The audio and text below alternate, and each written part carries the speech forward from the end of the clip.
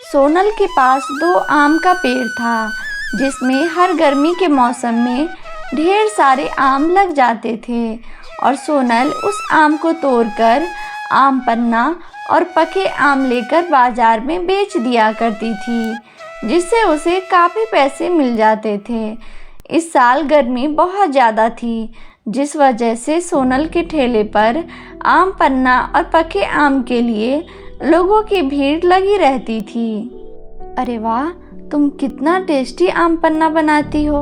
इस गर्मी में आम पन्ना पीने से मुझे बहुत राहत मिलती है। तुम एक काम करो, मुझे थोड़ा आम पन्ना और 1 किलो मीठे आम घर के लिए पैक कर दो। हाँ, सच में तुम बहुत टेस्टी आम पन्ना बनाती हो। मेरे लिए भी 1 किलो मीठे आम और आम पन्ना पैक कर दो। जी, अभी कर देती हूँ। आप दोनों के 100 रुपये हुए। ये लो तुम अपने 100 रुपये और ये 50 रुपये मेरे तरफ से रख लो। इतनी धूप में खड़ी होकर आम पन्ना बेच रही हो इसलिए। सोनल खुशी खुशी वो पैसे ले लेती है। दोपहर तक ही सोनल के ठेले से सारे आम और आम पन्ना बिक गए। आज मेरी अच्छी कमाई हो गई और ठेले के सारे आम भी ख़त्म हो गए। धीरे धीरे पैसे जमा करके घर की मरम्मत करवा लूँगी। सब कुछ बहुत अच्छा चल रहा था। एक दिन बहुत तेज धूप थी, इसलिए सोनल के ठेले पर कोई भी ग्राहक नहीं आया था। इस वजह से सोनल अपने ठेले के पास खड़े होकर लोगों को आवाज़ लगा रही थी। आम पन्ना पी लो, आम पन्ना पी लो, गर्मी के मौसम में ठंडा ठंडा आम पन्ना पी लो। लेकिन कोई उसके ठेले पर नहीं आया। सोनल बहुत उदास थी। क्या हो गया है? सुबह से आवाज़ लगा लगा कर थक गई हूँ, लेकिन एक भी ग्राहक नहीं आया है। आज तो 1 रुपये की भी कमाई नहीं हुई है। राशन का भी सामान खरीदना है। तभी सोनल की बेटी स्वीटी भागी भागी सोनल के पास आती है। माँ, हमारे घर में जो छोटा सा पंखा लगा था उसे कोई ले गया है। क्या? ऐसा कैसे हो सकता है? तूने घर में सभी जगह ठीक से तो देखा था ना? हाँ माँ, मैंने ही नहीं, दादी और रोशन ने भी पूरे घर में ढूंढा, लेकिन हमारा पंखा कहीं नहीं मिला। सोनल अब और भी उदास हो गई। उसने जितने आम पन्ना बेचने के लिए बनाए थे उसे गरीबों में बांट दिया और खाली हाथ अपने घर आ गई। बहू, तुझे तो पता था ना कि आज घर में राशन खत्म हो गया है, तो तू कुछ लेकर क्यों नहीं आई? माँ जी, मैं आपको क्या बताऊँ, आज सुबह से एक भी ग्राहक मेरे ठेले पर नहीं आया, जिसके वजह से मुझे 1 रुपये भी नहीं मिले हैं। ऊपर से हमारा पंखा भी गायब हो गया। हाँ बहू, और तू तो देख ही रही है कि कितनी गर्मी है। ऐसे में बिना पंखे के नींद नहीं आती है। माँ, आप आज ही एक नया पंखा खरीद लो, हमें बहुत गर्मी लग रही है। बेटा, अभी तो मेरे पास पैसे नहीं हैं, इसलिए मैं नया पंखा नहीं ला सकती हूँ, लेकिन मैं धीरे धीरे आम बेचकर नया पंखा खरीद दूँगी। लेकिन बहू, तब तक इस झुलसती गर्मी में कोई कैसे रहेगा?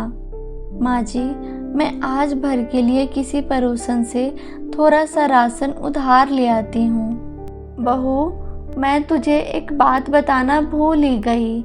मेरी बेटी रूपा यहाँ कुछ दिन रहने के लिए आ रही है। उसके बच्चों की स्कूल की छुट्टी है, इसलिए रूपा अपने बच्चों के साथ यहीं रहने आ रही है।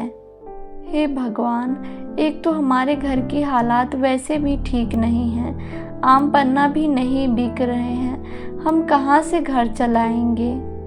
अरे बहू, तो अपना ठेला शहर के रास्ते में क्यों नहीं लगाती हो सकता है उधर तुम्हें ज़्यादा कमाई हो जाए। हाँ माँ जी, मैं कल से शहर के रास्ते में ही अपना ठेला लगाऊंगी। सोनल राशन लाने चली जाती है। शाम को रूपा अपने बच्चों के साथ सोनल के घर आ जाती है। माँ, नानी के घर में कितनी गर्मी लग रही है, आप एसी ऑन कर दो। बेटा, हमारे घर में एसी नहीं है और एक छोटा सा पंखा था, लेकिन पता नहीं कोई उसे चुरा कर ले गया। अभी तो ऐसे ही काम चलाना पड़ेगा। माँ, कोई बात नहीं, आप नया पंखा ले लीजिए। इतनी गर्मी में बिना पंखा और एसी के तो मैं नहीं रह पाऊंगी, और मेरे बच्चे तो बिना एसी के रहते ही नहीं हैं। बेटा, अभी तो इतने पैसे नहीं हैं कि नया पंखा खरीद सके। बहू धीरे धीरे पैसे जोड़कर नया पंखा खरीद लेगी। माँ, आप एक काम क्यों नहीं करती हैं? आपके पास तो 2 आम के पेड़ हैं, एक आम का पेड़ बेच लीजिए और उससे घर में एक नया पंखा ले आइए। रूपा की ये बात सोनल सुन लेती है। उसे रूपा की ये बात बहुत बुरी लगी। आप ये कैसी बातें कर रही हैं दीदी?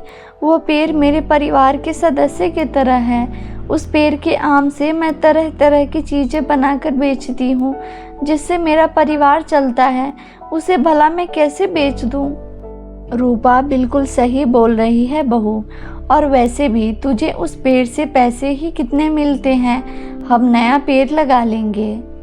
मैं कल ही गांव के लोहार से बात करती हूँ और एक आम का पेड़ बेचकर अपने घर के लिए नया पंखा खरीद लाती हूँ। सोनल कुछ नहीं बोल पाती है। अगले दिन रूपा एक लोहार से बात कर लेती है और वह लोहार उस पेड़ को काट कर गिरा देता है। शाम को सोनल जब अपने आम के पेड़ के पास जाती है तो देखती है कि वह पेड़ कट चुका था।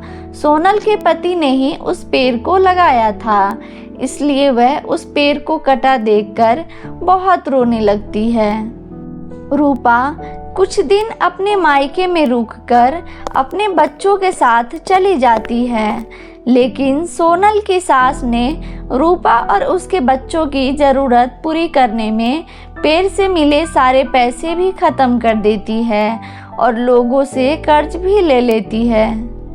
इधर सोनल के पास अब एक ही आम का पेड़ बचा था, जिस वजह से वह ज़्यादा आम पन्ना नहीं बेच पाती थी।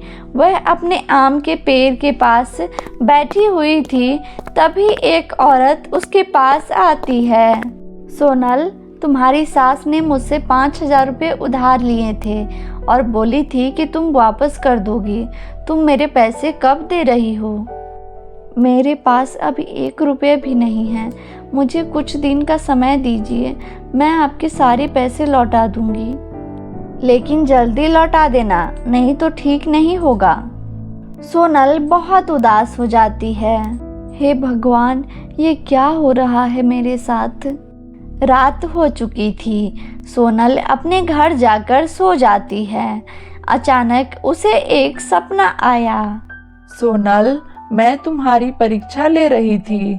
तुम मेरी परीक्षा में सफल हो गई। मैं एक जादुई आम का पेड़ हूँ। तुमने मेरी बहुत सेवा की है और मैं तुझे कुछ देना चाहती हूँ। बोलो, तुम्हें क्या चाहिए? हे जादुई आम का पेड़, मुझे आपसे कोई धन दौलत नहीं चाहिए। मुझे बस वही मेरा आम का पेड़ चाहिए। क्या आप अपने जादू से मेरे दूसरे आम के पेड़ को वापस ला सकती हो? सोनल, तुम बहुत ईमानदार हो। तुम अभी भी उस आम के पेड़ के बारे में ही सोच रही हो। तुम कल सुबह जब अपने आम के पेड़ के पास जाओगी तो वो आम का पेड़ भी तुम्हें वही मिलेगा, लेकिन इस बार जो आम उस पेड़ पर लगेंगे वो सोने और चांदी के होंगे, जो सिर्फ तुम्हें दिखाई देगा। लेकिन याद रखना, तुम ये बात किसी को मत बताना। धन्यवाद जादुई पेड़। अगले दिन सुबह सुबह सोनल जब अपने आम के पेड़ के पास गई तो उसे सच में दोनों आम के पेड़ पर सोने और चांदी के आम दिखाई दिए। सोनल ये सब देखकर बहुत खुश थी। सोनल अब उस सोने और चांदी के आम को बेचकर अपने घर में 2-2 एसी लगा लेती है और अच्छे से अपना घर चलाने लगती है।